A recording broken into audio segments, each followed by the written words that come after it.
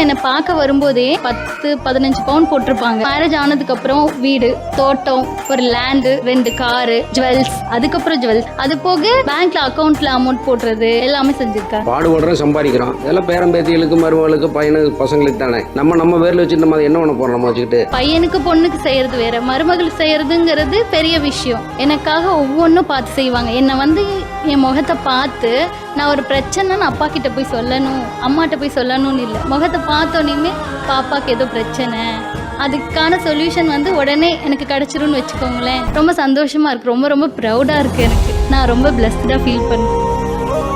நான் ஃபஸ்ட்டு பார்த்ததே வந்துட்டு அம்மா, அதாவது மாமியார் அம்மாவை தான் பார்த்தேன். பார்த்தோன்னே அவங்கள ரொம்ப பிடிச்சிருச்சு. ஸோ அம்மா அப்பா தான் கூப்பிடுவீங்களா? ஆமாம், நான் அப்பா அம்மான்னு தான் கூப்பிடுவேன். ஏன்னா அந்த மாதிரி வச்சுருக்காங்க என்ன. ஸோ அதனால நான் அம்மா அப்பா கூப்பிடுவேன். அவங்கள பார்த்தோன்னே ரொம்ப பிடிச்சிருச்சு. எங்கள் அம்மா வந்துட்டு சொல்லியிருந்தாங்க, உனக்கு ரொம்ப பிடிச்சி, எனக்கு வந்து தாடி வச்ச மாப்பிள்ளைன்னா ரொம்ப பிடிக்கும். அது அம்மா சொன்னாங்க, உனக்கு பிடிச்ச மாதிரியே ஒரு மாப்பிள்ளை பார்த்துருக்கேன், கண்டிப்பாக உனக்கு பார்த்தா பிடிக்கும்னு. நாங்கள் நேரில் பார்த்துக்கவே இல்லை, பார்த்தோன்னே பிடிச்சிருச்சு. ஃபஸ்ட்டு வந்து ஃபோட்டோ அனுப்பியிருந்தாங்க. பார்க்கும்போதே அப்பா அப்புறம் என் ஹஸ்பண்ட் ஃபோட்டோவில் பார்க்கும்போது ஒரு மாதிரி டெரராக இருந்தது.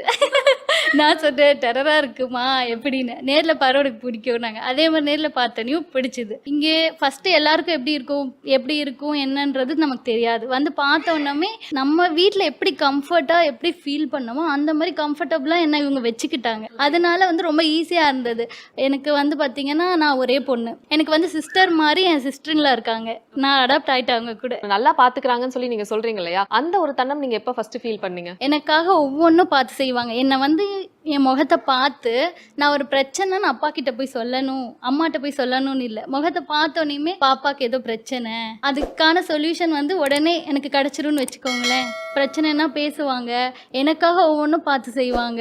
உடம்பு சரியில்லைன்னா கூட ஃபஸ்ட்டு யாருக்கும் ஃபோன்லாம் பண்ண மாட்டாங்க, டக்குன்னு வண்டி எடுங்க போகலாம் அப்படின்றது பார்த்துப்பாங்க.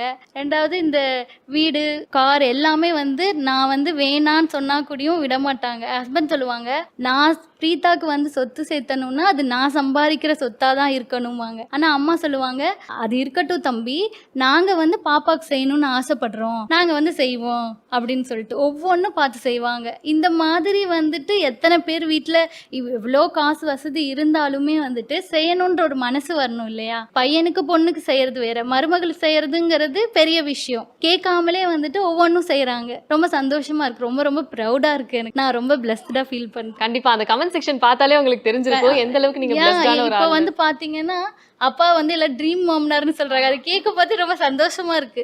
டெய்லியும் இதை பார்த்துட்டு ஃப்ரெண்ட்ஸ் எல்லாம் கூட கேட்டாங்க, உங்க ட்ரீம் மாமனார் எப்படி இருக்காங்க அப்படின்லாம் கேட்பாங்க. எங்களுக்கும் இந்த மாதிரி ஒரு மாமனார் கிடைக்கணும், ப்ரே பண்ணிக்கோ அப்படின்னு சொல்லுவாங்க. நிறைய பேர் வந்து ரொம்ப பாவமா ஃபீல் பண்ணிருந்தாங்க அவங்கள நினைச்சு, எனக்கு இந்த மாதிரி ஒரு மாமனார் இல்லையே அப்படின்னு. அதெல்லாம் கேட்கும்போது ரொம்ப ரொம்ப ஹாப்பியா இருந்தது. சூப்பர்.